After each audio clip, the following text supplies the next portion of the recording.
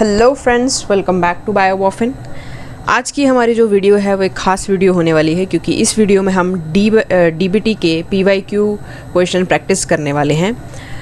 इसमें आपको बहुत सारी चीज़ें जो हैं वो नई देखने को मिलेंगी। इस वाली वीडियो में मैंने बहुत सारे बेसिक क्वेश्चंस उठाए हैं जिनके ऑलमोस्ट आंसर्स जो हैं वो आपको पता होंगे।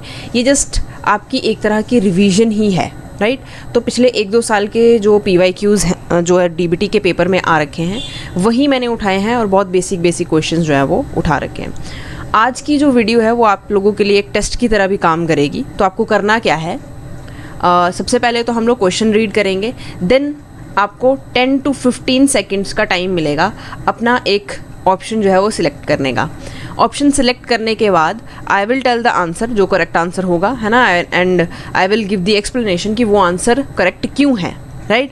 अब आपको करना क्या है, थ्रू आउट द वीडियो आपको कैलकुलेट भी करना है साथ साथ में, राइट। जैसे कि आपको +3 मिल जाएंगे अगर आपने राइट आंसर दिया, राइट, और अगर -1 हो जाएगा अगर आपने गलत आंसर दिया है उस क्वेश्चन का, राइट।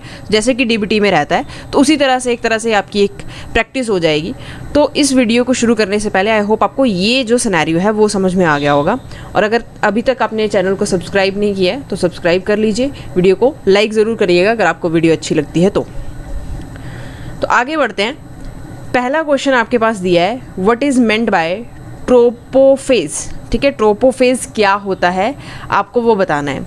आपके पास ऑप्शन ए दे रखा है, production of waste materials, B है production of tropical products, C है प्रोडक्शन ऑफ प्राइमरी मेटाबोलाइट्स, और डी है production of secondary metabolites, right. तो आपके पास 5 to 10 सेकेंड्स हैं, आप फटाफट से अपना आंसर जो है वो चूज़ कर लीजिए। ट्रोपोफेज, आई होप आप लोगों ने आंसर चूज़ कर लिया होगा, राइट। तो ट्रोपोफेज समझते हैं क्या होता है। ट्रोपोफेज देखो, ये एक ऐसा फेज़ होता है ना। कब ये फेज़ चलता है, जब भी माइक्रो ऑर्गेनिज्म की जो ग्रोथ साइकिल होती है वो चल रही होती है। Growth cycle of micro organisms. तो माइक्रो ऑर्गेनिजम्स की जब ग्रोथ साइकिल चलती है उसमें एक फेज़ आता है जिसको हम कहते हैं ट्रोपोफेज, ठीक है। और जब भी ट्रोपोफेज आता है, जब ये फेज़ ऑफ साइकिल चल रहा होता है ना, जब भी ग्रोथ साइकिल चल रही है माइक्रो ऑर्गेनिज्म की, मतलब क्या है कि वो एक्टिवली डिवाइड कर रहे हैं, है ना, एक्टिवली ग्रो कर रहे हैं, डिवाइड कर रहे हैं, या हम ऐसा भी लिख सकते हैं कि वो रिप्रोड्यूस कर रहे हैं। तो कहने का मतलब ये है कि जब भी ट्रोपोफेज आता है, इसमें क्या होता है कि जो माइक्रो ऑर्गेनिजम्स होते हैं ना, वो जिस भी एनर्जी सोर्स को यूज़ कर रहे हैं, है ना, न्यूट्रिएंट्स को यूटिलाइज कर रहे हैं, तो वो क्यों कर रहे हैं, ताकि वो अपना पॉपुलेशन साइज़ इंक्रीज़ कर सके, ठीक है। आई होप आपको ये चीज़ समझ में आई होगी। क्या कहा मैंने कि जो माइक्रो ऑर्गेनिजम्स हैं वो क्या करते हैं, यूटिलाइज करते हैं न्यूट्रिएंट्स को। अब न्यूट्रिएंट्स को भी यूटिलाइज कर रहे हैं, साथ में क्या कर रहे हैं, एनर्जी इंक्रीज कर रहे हैं अपने अंदर। और इस एनर्जी का वो करेंगे क्या, पॉपुलेशन साइज बढ़ाने में यूज़ करेंगे, ठीक है। तो ये जो ट्रोपोफेज है, ये एक्चुअली में इसमें प्रॉपरली होता क्या है, प्रोडक्शन ऑफ प्राइमरी मेटाबोलाइट्स। तो जब भी आपने वो बैक्टीरियल ग्रोथ कर्व पढ़ा होगा, है ना, इस तरह से क्या ऐसे सिग्मोइड शेप ग्राफ बनता है। अब हम क्या बोलते हैं कि जो ये वाला फेज़ होता है ना आपका, जिसमें एक्टिवली डिवीजन हो रही होती है सेल्स की, इस फेज़ में क्या होता है कि सेल जो हैं वो क्या कर रहे होते हैं, प्राइमरी मेटाबोलाइट्स बना रहे होते हैं, ठीक है। अब ये जो प्राइमरी मेटाबोलाइट्स बनते हैं ना, ये उनकी ऑर्गेनिज्म की ग्रोथ, डेवलपमेंट, रिप्रोडक्शन, ये सारे के सारे काम करने में वो हेल्प करती है, ठीक है। तो ट्रोपोफेज में एक्चुअली में होता क्या है, ट्रोपोफेज एक ऐसा फेज़ है जो माइक्रो ऑर्गेनिजम्स की जो ग्रोथ साइकिल होते हैं उस दौरान ये फेज़ आता है, जिसमें सेल्स एक्टिवली ग्रो कर रहे होते हैं, रिप्रोड्यूस कर रहे होते हैं, है ना। कैसे रिप्रोड्यूस कर पाते हैं, क्योंकि वो यूटिलाइज कर रहे होते हैं न्यूट्रिएंट्स को। और इस फेज़ में होता क्या है, वो प्रोडक्शन करते हैं प्राइमरी मेटाबोलाइट्स की, और ये वाले जो प्राइमरी मेटाबोलाइट्स होते हैं ये क्या करते हैं, ऑर्गेनिज्म की ग्रोथ प्रमोट करने में हेल्प करते हैं, डेवलपमेंट करते हैं एंड रिप्रोडक्शन में हेल्प करते हैं। राइट, आई होप ये चीज़ क्लियर हो गई होगी। तो इस अकॉर्डिंग जो है वो हमारा ऑप्शन नंबर सी आंसर जो है वो बिल्कुल करेक्ट हो जाता है। तो जिन लोगों ने इसका आंसर सही दिया है उनको मिल जाते हैं +3, और जिन्होंने आंसर गलत दिया है उनके 3 तो चलो नेगेटिव हो ही जाते हैं, +1 भी नेगेटिव जो है वो हो जाएगा। राइट, नेक्स्ट क्वेश्चन की तरफ बढ़ते हैं। नेक्स्ट क्वेश्चन में आपसे क्या पूछा है, अच्छा, match the list 1 with list 2, which of the following is the correct match. ठीक है, आपको करेक्ट मैच जो है वो ढूंढना है। तो आपके पास क्या क्या दे रखा है, RCSB, OMIM, DDBJ और फ्लाईबेस। ठीक है, अगर आप लोगों ने बायोइन्फॉर्मेटिक्स अच्छे से पढ़ा है तो आप इसको ईजिली कर लेंगे। ठीक है, आपके पास 5 सेकेंड्स हैं, आप फटाफट से अपना ऑप्शन जो है वो चूज़ कर लीजिए।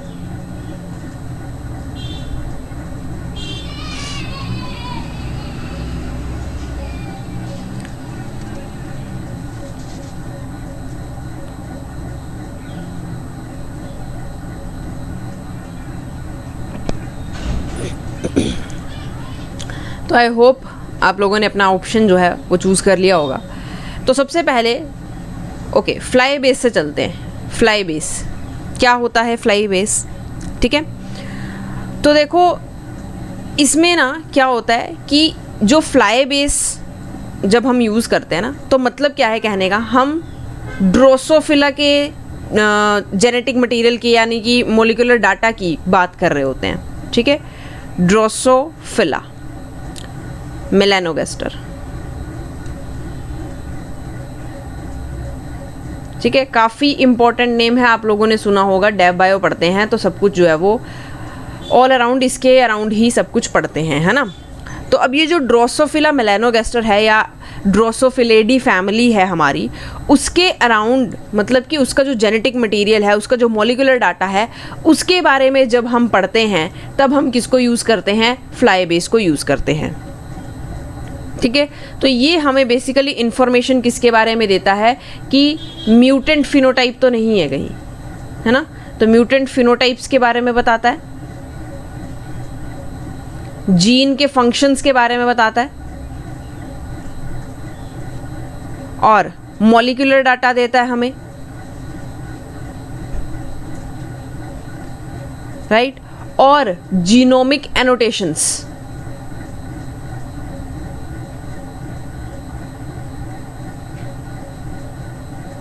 राइट, तो अगर आप मान लो कि ड्रोसोफिला पे काम कर रहे हो तो आपको फ्लाई बेस यूज़ करना चाहिए। क्यों? क्योंकि अगर वहाँ पे कोई म्यूटेंट फिनोटाइप होगा तो आपको यहाँ से पता चल जाएगा, है ना। कोई पर्टिकुलर जीन का आपको फंक्शन पता करना है कि ये जीन जो है वो किस काम में आती है या क्या काम करती है, तो जीन के फंक्शन आपको पता चल जाएंगे। उसी तरह से मोलिकुलर डाटा आपको मिल जाएगा। तो कहने का मतलब ये है कि अगर आप ड्रोसोफिला को रीड करना चाहते हैं तो फ्लाई बेस एक अच्छा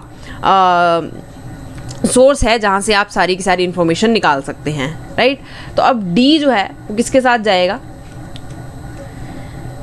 ऑर्गेनिज्म स्पेसिफिक जीनोम डाटाबेस, है ना। अब देखो ऑर्गेनिज्म स्पेसिफिक लिख दिया। ऑर्गेनिज्म स्पेसिफिक मतलब किसी ऑर्गेनिज्म के लिए स्पेसिफिक कोई डाटाबेस बनाया गया है, जैसे कि फ्लाई बेस जो है वो किसके लिए बनाया गया, ड्रोसोफिला या ड्रोसोफिलेडिए फैमिली के लिए बनाया गया था। तो डी का जो है वो ऑप्शन नंबर 2 हो जाता है। ठीक है, तो अगर आप यहाँ पे ध्यान से देखो, डी ऑप्शन नंबर 2 किसी एक में ही है।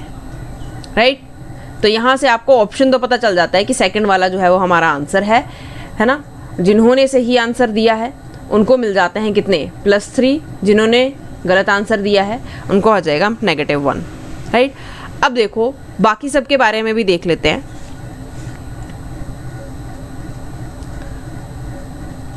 बाकी सब के बारे में थोड़ा सा जान लेते हैं। जैसे कि इसके ऊपर क्या है, DDBJ। ठीक है, DDBJ का आपने ऑलरेडी नाम सुना होगा। क्या नाम है, क्या फुल फॉर्म है, DNA data bank of Japan. ठीक है, DNA data bank of Japan. तो ये करता क्या है, ये कलेक्ट और स्टोर करता है अलग अलग DNA सीक्वेंसेस के बारे में। ठीक है, तो इसका काम क्या है, बेसिकली ये हमें एक्सेस प्रोवाइड करता है न्यूक्लियोटाइड सीक्वेंस के बारे में।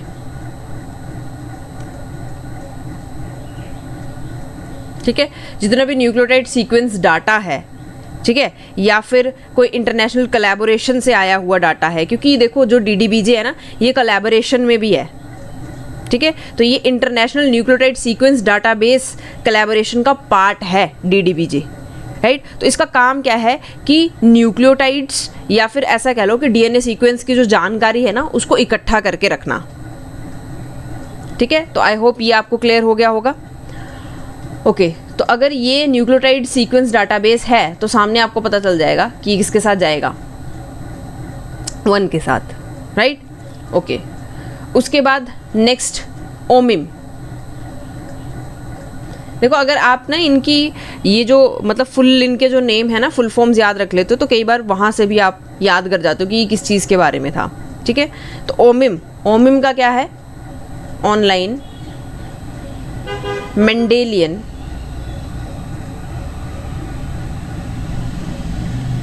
इनहेरिटेंस, ठीक है, ऑनलाइन मेंडेलियन इनहेरिटेंस। तो यहाँ से आपको इतना तो पता चल जाएगा कि ये किसके बारे में, जीन्स के बारे में है ना, जेनेटिक इन्फॉर्मेशन के बारे में जो है डाटाबेस जो है वो इसको यूज़ किया जाता है। तो ये बेसिकली एक कैटलॉग है ह्यूमन की जीन्स का, है ना, और इससे जेनेटिक डिसऑर्डर्स वगैरह भी पता चल जाते हैं। तो बेसिकली ये किसके ऊपर फोकस करता है, जेनेटिक वेरिएशंस के ऊपर, ठीक है। और इससे बेसिकली हमें पता क्या चलेगा, देखो, एक तो सबसे पहले ये ह्यूमन जीन्स के बारे में हमें बता सकता है ना, कि ह्यूमन में कौन कौन सी जीन्स हैं, कौन कौन सी जीन्स जो हैं उनके मतलब म्यूटेंट्स अगर हो जाते हैं तो कौन कौन से जेनेटिक डिसऑर्डर्स हो सकते हैं, राइट, ये चीज़ हमें पता चल गई। और बेसिकली जेनेटिक वेरिएशंस के बीच में ये, ठीक है, जेनेटिक वेरिएशंस के बारे में भी हमें ये बताता है, ठीक है। अब इसका फ़ायदा क्या है, देखो, इसका फ़ायदा ये है कि जैसे मान लो कि ह्यूमंस के लिए कोई मेडिसिन वगैरह बनानी है ना, या कोई रिसर्च रिलेटेड काम करना है, तो यहाँ से आप उनके जीन्स का सारा डाटा उठा सकते हैं, है ना। और कोई जैसे स्टूडेंट है वो जेनेटिक फील्ड में काम कर रहा है, तो उसको अगर कहीं से कोई डाटा चाहिए तो वो आराम से यहाँ से सारा डाटा जो है वो उठा सकता है, राइट। तो क्या ध्यान रखना है कि जो ओमिम है वो क्या है, ऑनलाइन मेंडेलियन इनहेरिटेंस। अब मेंडल ने क्या किया था, बेसिकली जेनेटिक्स में ही आप इसको पढ़ते हो, तो जेनेटिक्स से याद रखना है ओमिम, ठीक है, ऑनलाइन मेंडेलियन इनहेरिटेंस। तो ये हमें ह्यूमन जीन्स है ना, जीन्स से रिलेटेड जितनी भी जानकारी है वो हमें ओमिम प्रोवाइड करता है, ठीक है। तो ओमिम जो है वो क्या है, एक तरह से म्यूटेशन डाटाबेस, है ना, कि म्यूटेशंस के बारे में, जेनेटिक डिसऑर्डर्स के बारे में, जेनेटिक वेरिएशंस के बारे में हमें ये अच्छे से गाइड कर सकता है। तो बी का जो है वो ऑप्शन नंबर 3 हो जाएगा। ओके, उसके बाद एक लास्ट बचता है, कौन सा, इसको भी देख लेते हैं। एक लास्ट आपके पास बच गया RCSB, ठीक है। अच्छा, एक और चीज़ जो आपको बतानी है, जो ओमिम है ना, इसको कई बार पूछ लेता है कि इसको मेंटेन कौन करता है, ठीक है। तो जो जॉन्स हॉपकिंस यूनिवर्सिटी है ना, वो जो है वो इसको बेसिकली मेंटेन करती है, ठीक है। ओके, उसके बाद हम किसके बारे में बात कर रहे थे, RCSB के बारे में। ओके, अब RCSB क्या है,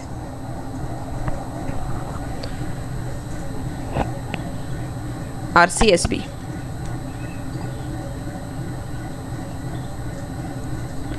RCSB की फुल फॉर्म कैसे याद रखनी है, देखो, रिसर्च, R से रिसर्च, उसके बाद collaboratory for structural bio informatics,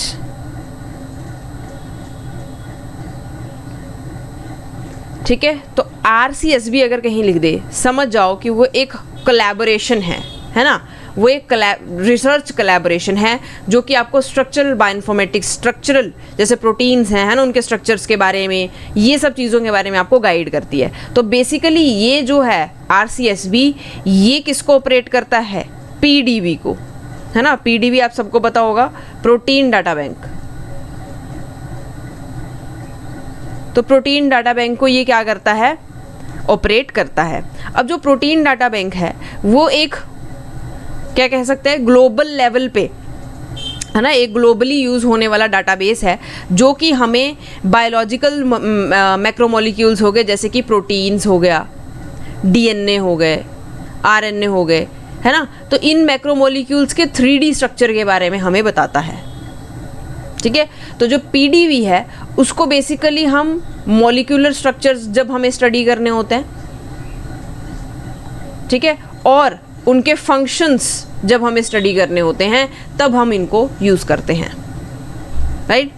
तो पीडीबी जो है वो क्या है, प्रोटीन डाटा बैंक। जब हमें प्रोटीन, डीएनए, इस तरह के जो मैक्रोमोलिक्यूल्स होते हैं, इनके 3D स्ट्रक्चर्स के इनके मॉलिक्यूलर स्ट्रक्चर्स या फिर इनके फंक्शंस के बारे में जब हमें पढ़ना होता है तब हम पीडीबी का यूज़ करते हैं। और पीडीबी को कौन जो है वो ऑपरेट करता है, तो आरसीएसबी जो है वो इसको ऑपरेट करता है। ठीक है, तो यहाँ से आप नंबर 4 के साथ जा सकते हैं कि ये प्रोटीन स्ट्रक्चर डाटाबेस है, राइट। तो इस तरह से जो हमारा आंसर है वो क्या हो जाता है, ऑप्शन नंबर 2। ठीक है, option number B. I hope ये आपको क्लियर हो गया होगा। नेक्स्ट क्वेश्चन की तरफ बढ़ते हैं। बहुत ही बेसिक क्वेश्चन कि टर्म बायोटेक्नोलॉजी किसने दी थी। ठीक है, आपके पास 4 ऑप्शंस हैं, कौन कौन से, फ्रेडरिक सेंगर, बी कौन सा है, कैरी मुलिस, सी है कार्ल एरके और डी है जेम्स वॉटसन। ठीक है, आपके पास 5 सेकेंड्स हैं, ये तो फटाक से आप आंसर दे सकते हो। ठीक है, आई होप आप लोगों ने जो है वो अपना आंसर जो है वो चूज़ कर लिया होगा। तो इसका जो राइट आंसर है, बायोटेक्नोलॉजी टर्म जो है वो किसने दी, कार्ल एरके ने। ठीक है, ऑप्शन नंबर सी। जिन लोगों ने सही आंसर दिया है +3, जिन लोगों ने गलत दिया -1, राइट। अब एक एक करके आप लोगों को बाकियों का भी पता होगा कि किसने क्या क्या दिया था। फ्रेडरिक सेंगर की बात करते हैं। ठीक है, फ्रेडरिक सेंगर ने सेंगर सीक्वेंसिंग दी थी। सेंगर सीक्वेंसिंग किसके काम आती थी, डीएनए को सीक्वेंस करने के लिए, है ना, तो डीएनए सीक्वेंसिंग करने के लिए काम आती थी। उसके बाद कैरी मुलिस ने पीसीआर इन्वेंट किया था, राइट। पीसीआर क्या होता है, पॉलीमरेज चेन रिएक्शन।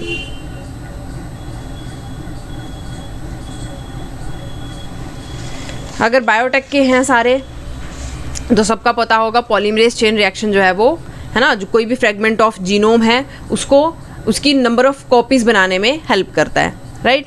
उसके बाद कार्ल एरके आपको बता दिया कि बायोटेक्नोलॉजी टर्म जो है वो इन्होंने दी थी। उसके बाद जेम्स वॉटसन, ये तो सबको पता होगा, है ना, क्या दिया था इन्होंने, double helix structure of DNA, double helix structure of DNA, right. Okay, तो इसका जो राइट आंसर है वो क्या हो जाता है, option number C. Next question की तरफ बढ़ते हैं। नेक्स्ट क्वेश्चन में आपसे पूछा है regarding thermal denaturation the TM of protein denotes. ठीक है, आपको क्या बताना है कि ये जो टीएम है ना, इसका मतलब क्या है, टीएम क्या होता है। ठीक है, अगर कोई प्रोटीन, हमने बोला कि प्रोटीन का टीएम है ना, 75 डिग्री सेल्सियस, 60 डिग्री सेल्सियस, तो वो टीएम क्या है। ठीक है, पहला ऑप्शन आपके पास दे रखा है mid point of temperature range over which denaturation occurs. Option B दे रखा है temperature at which denaturation starts denaturing. Option number C है temperature at which protein denaturation is completed. और ऑप्शन नंबर डी आपके पास है minimum temperature at which protein does not denature, right. तो आपके पास अगेन 5 to 10 सेकेंड्स हैं, आप फटाक से अपना आंसर जो है वो चूज कर लीजिए।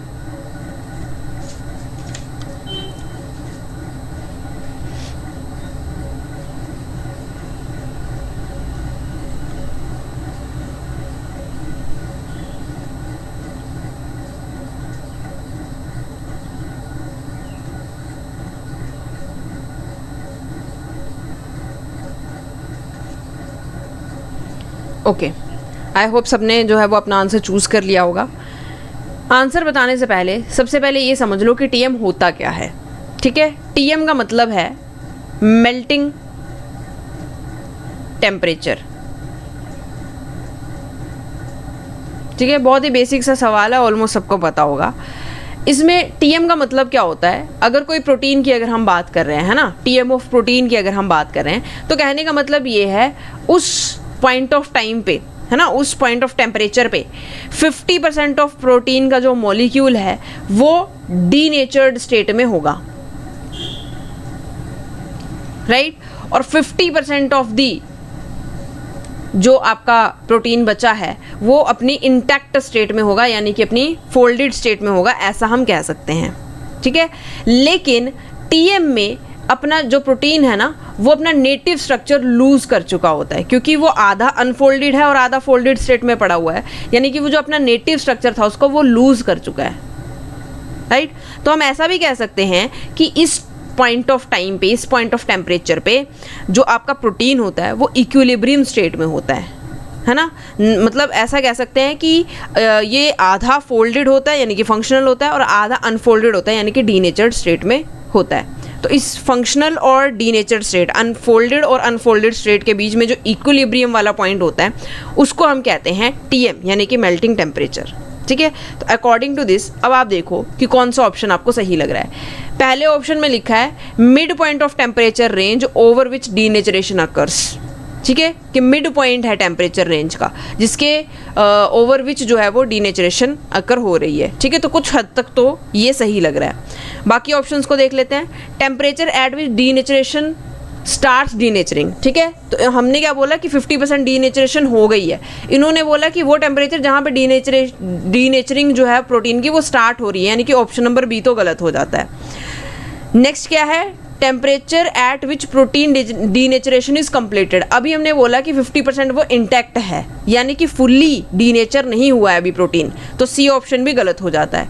और तीसरा है डी ऑप्शन है minimum temperature at which protein does not denature, है ना, कि ऐसा तो कहीं हमने पढ़ा नहीं कि मिनिमम टेम्परेचर है जिसपे प्रोटीन डीनेचर नहीं हो रहा है ना। तो ये भी ऑप्शन जो है वो गलत हो जाता है। तो राइट ऑप्शन जो है वो आपका ऑप्शन नंबर ए हो जाता है। तो जिन लोगों ने आंसर सही दिया है उनको मिल जाते हैं +3, जिन्होंने आंसर गलत दिया है उनका हो जाता है -1, राइट। चलिए नेक्स्ट क्वेश्चन की तरफ बढ़ते हैं। ओके, ये इंटरेस्टिंग क्वेश्चन है। देखो क्या पूछा है, बोल रहा है Eco R1 enzyme recognizes a sequence GAATTC, ठीक है, a stretch of linear DNA with 6 GAATTC sites upon digestion with Eco R1 will give rise to, ठीक है। आपसे पूछे कि कितने फ्रेगमेंट्स बनेंगे अगर एक लीनियर स्ट्रेच है ना, जैसे मान लो ये एक लीनियर DNA का स्ट्रेच है, इसके ऊपर क्या बोल रखा है कि जो इको R1 है ना वो इसी सीक्वेंस पे कट करता है, ठीक है। अब ऐसे आपके पास 6 सीक्वेंस दे रखे हैं इस लीनियर DNA पे, जैसे एक ये वाला सीक्वेंस हो गया, उसके बाद एक ये हो गया सेकंड, उसके बाद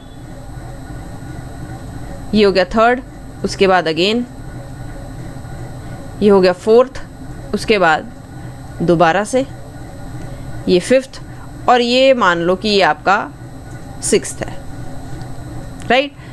अब आपसे पूछा क्या है, आपसे पूछा कि जो इको R1 है ना वो इस स्ट्रेच पे मान लो कट कर रहा है, मान लो कि पहला कट जो है वो यहाँ लगा GAATTC वाले पे। अब कितने फ्रेगमेंट्स बन गए होंगे, मान लो कि एक फ्रेगमेंट ये वाला बन गया और एक फ्रेगमेंट ये पूरा बन गया, ठीक है। उसके बाद दोबारा से इको R1 आया, अब क्या हुआ, यहाँ पे दोबारा कट लगा तो एक फ्रेगमेंट ये वाला बन गया, ठीक है, ये तो पहले ही बना हुआ था, एक ये वाला बन गया सेकेंड फ्रेगमेंट, है ना, और ये जो बचा ये थर्ड फ्रेगमेंट होगा। फिर अगेन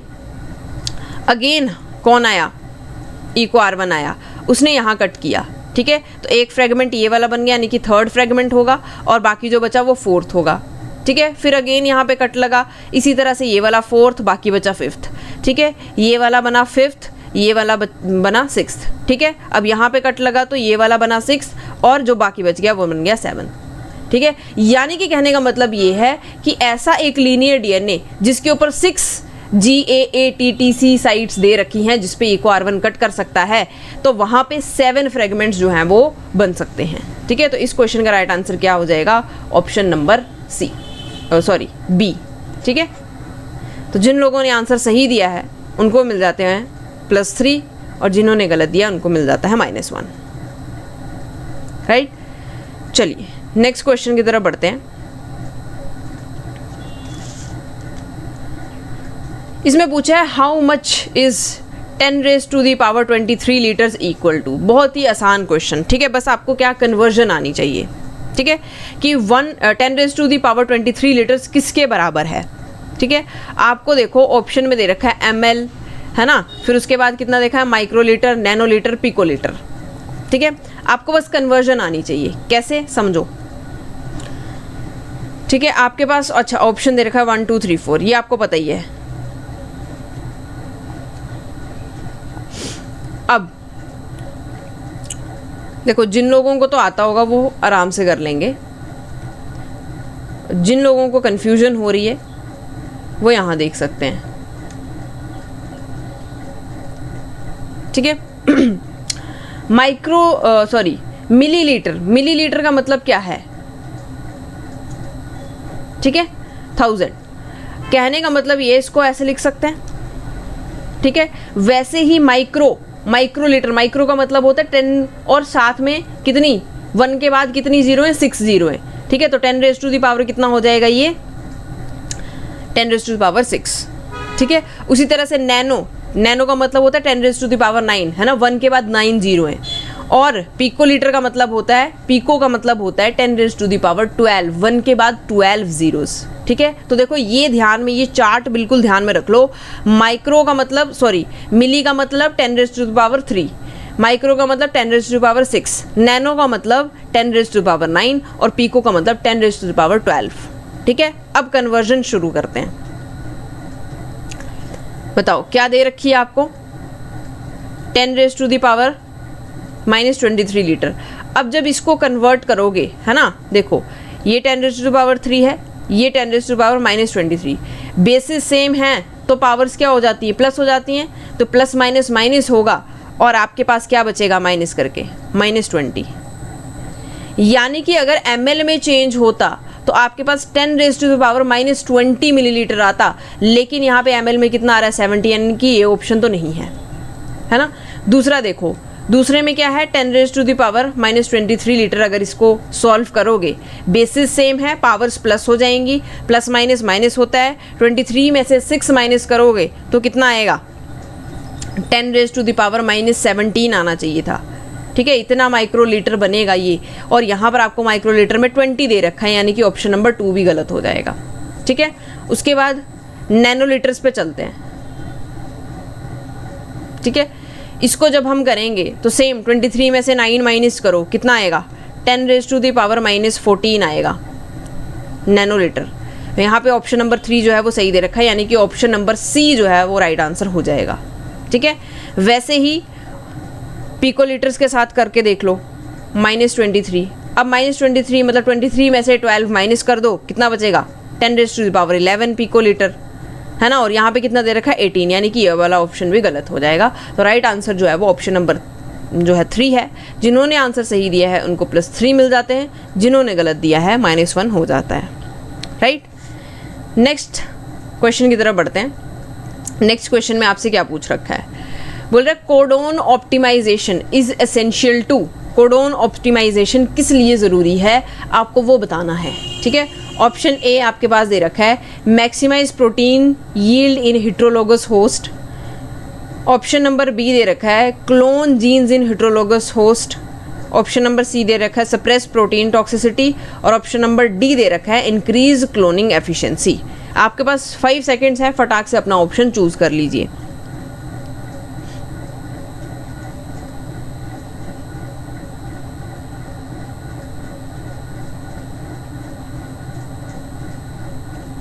ठीक है, आई होप आपने अपना ऑप्शन जो है वो चूज़ कर लिया होगा। तो देखो कोडोन ऑप्टिमाइजेशन, ठीक है, क्यों यूज़ करते हैं साइंटिस्ट इसको, सिंपल सा इसका आंसर है क्योंकि ये एक्सप्रेशन ऑफ जीन्स, है ना, कोई टारगेट ऑर्गेनिज्म है उसमें एक्सप्रेशन ऑफ जीन्स को इम्प्रूव कर देता है।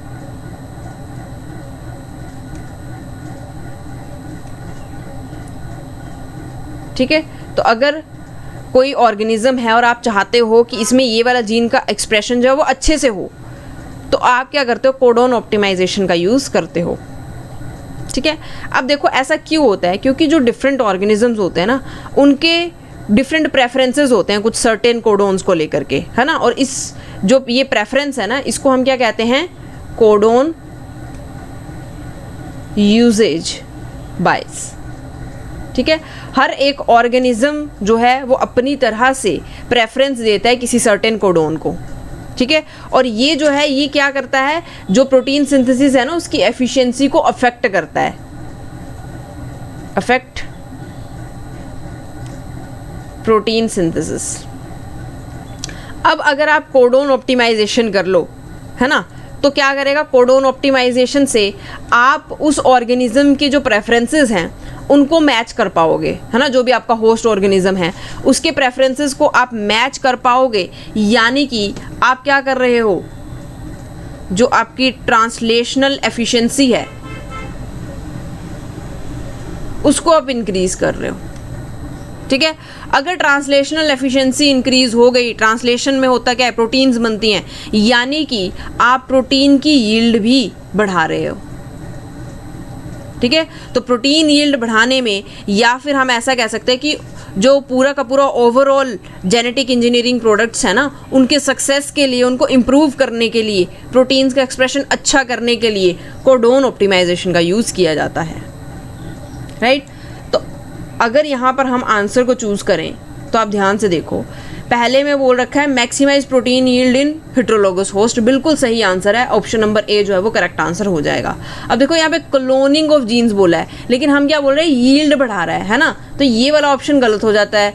सुप्रेस प्रोटीन टॉक्सिसिटी, ऐसा तो हमने कुछ नहीं देखा, है ना, और इंक्रीज द क्लोनिंग एफिशिएंसी, ऐसा भी कुछ नहीं है, ठीक है। तो ऑप्शन नंबर ए जो है वो राइट आंसर हो जाता है।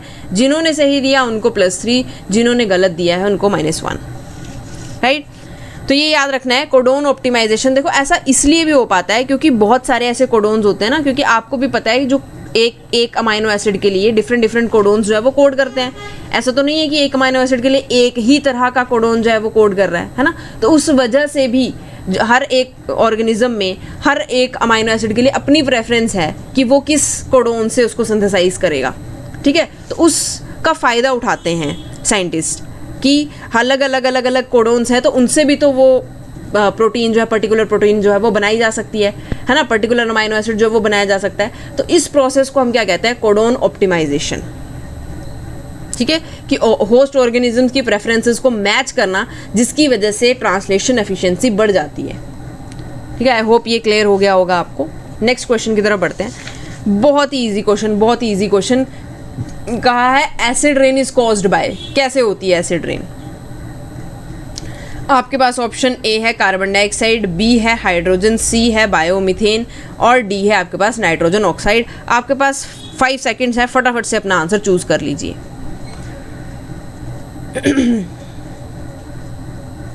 ठीक है, आई होप आप लोगों ने आंसर जो है वो चूज कर लिया होगा।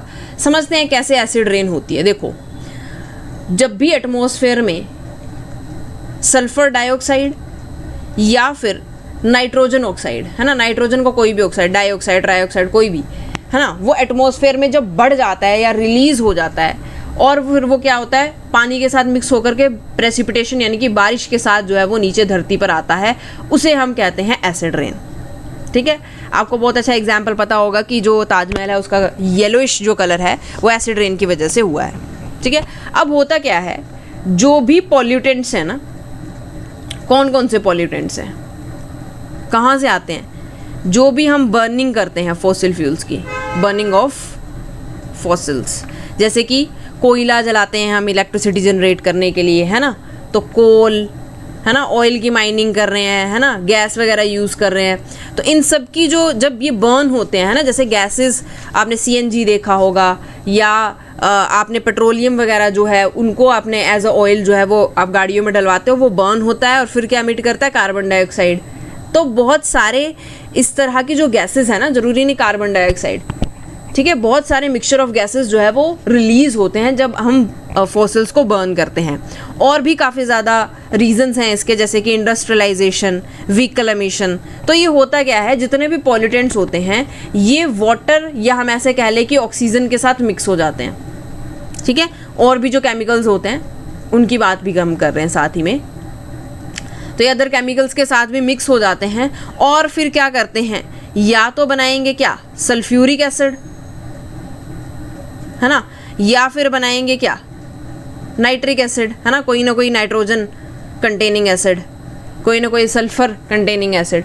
तो बेसिकली सल्फ्यूरिक एसिड और नाइट्रिक एसिड जब बनता है फिर ये मिक्स होता है किसके साथ, प्रेसिपिटेशन यानी कि रेन के साथ, और फिर ये दोबारा से बरसता है कहाँ, अर्थ पे ही। और फिर ये क्या करता है कि जो भी आपका इंफ्रास्ट्रक्चर है ना, जो चीज़ें हैं उनको ये ख़राब करता है, रिएक्ट करता है उनके साथ, राइट। और हमें भी अगर स्किन वगैरह के ऊपर जो है वो काफ़ी सारी रैशेज़ वगैरह जो है वो कॉज करता है, ठीक है। तो इसका जो राइट आंसर है वो कार्बन डाइऑक्साइड नहीं, हाइड्रोजन नहीं, बायोमीथेन नहीं, नाइट्रोजन डाइऑक्साइड जो है वो बिल्कुल राइट आंसर हो जाएगा, ठीक है। जिन्होंने सही दिया उनके लिए +3, जिन्होंने गलत दिया -1, राइट। चलो, आई होप ये क्लियर होगा। नेक्स्ट क्वेश्चन में क्या पूछा है, ओके इसमें पूछा है विच of the following methods can not be used for एब initio determination of the 3 dimensional structure of protein, ठीक है। आपको ऑलरेडी पता है 3 डायमेंशनल स्ट्रक्चर ढूंढने के लिए हम कौन कौन सी टेक्निक्स का यूज़ करते हैं, आपको बताना है कौन सी नहीं कर सकते, ठीक है। ऑप्शन नंबर ए आपको दिया है एक्सरे क्रिस्टलोग्राफी, बी दिया है न्यूक्लियर मैग्नेटिक रेजोनेंस, सी दिया है क्रायो इलेक्ट्रॉन माइक्रोस्कोपी, और डी आपको दिया है कन्वेंशनल मास स्पेक्ट्रोमेट्री, ठीक है। अपना ऑप्शन जो है फटाफट से चूज़ कर लीजिए।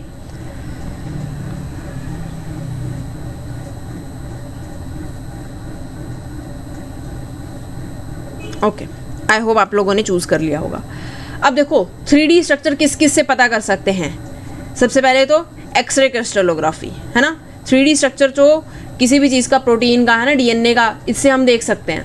न्यूक्लियर मैग्नेटिक रेजोनेंस इससे तो देख ही सकते हैं, और क्रायो इलेक्ट्रॉन माइक्रोस्कोपी इससे भी हम 3D स्ट्रक्चर्स देख सकते हैं।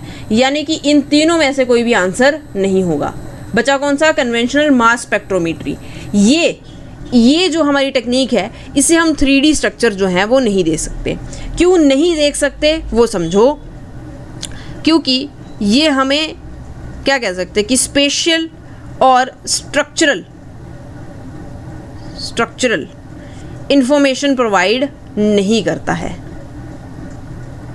ना। जो स्पेशियल और स्ट्रक्चरल इंफॉर्मेशन हमें चाहिए किसी भी प्रोटीन का 3D स्ट्रक्चर बनाने के लिए, वो हमें इस मेथड से नहीं मिलती है, इसीलिए हम 3D स्ट्रक्चर जो है वो इससे नहीं देख सकते। तो राइट आंसर जो है वो ऑप्शन नंबर डी हो जाएगा। जिन्होंने सही दिया उनके लिए +3, जिनका गलत है उनके लिए हो जाएगा -1, राइट। अब देखो इनसे सबसे हम स्ट्रक्चरल इंफॉर्मेशन जो है वो निकाल सकते हैं, इसीलिए ये 3D स्ट्रक्चर बनाने में सक्षम है, तीनों की तीनों टेक्निक्स, ठीक है। तो कई बार ये पूछ लेता है कि 3D स्ट्रक्चर बनाने के लिए कौन सी टेक्निक है, तो याद कर लीजिए X-ray crystallography, nuclear magnetic resonance और क्रायो इलेक्ट्रॉन माइक्रोस्कोपी, तीनों से हम 3D स्ट्रक्चर जो है वो बना सकते हैं, ठीक है। किससे नहीं बना सकते, मास स्पेक्ट्रोमेट्री से नहीं बना सकते, ठीक है, क्योंकि वो हमें सिर्फ मास के बारे में बताएगी, राइट। नेक्स्ट क्वेश्चन में देखो क्या पूछा है, एज पर section 4 of patent act 1970 which of the following is not patentable in India, ठीक है। आपको बताना है कि सेक्शन 4 ऑफ जो पेटेंट एक्ट है 1970 का, उसमें से बताना है कि कौन सी चीज़ जो है वो पेटेंटेबल नहीं है इंडिया में। ऑप्शन नंबर ए आपके पास दे रखा है discovery of scientific principle, option number B दे रखा है discovery of living thing, option number C is invention related to atomic energy, और ऑप्शन नंबर डी है अ कंप्यूटर प्रोग्राम, ठीक है। आपके पास 5 सेकेंड्स हैं, फटाफट से चूज कर लीजिए अपना आंसर।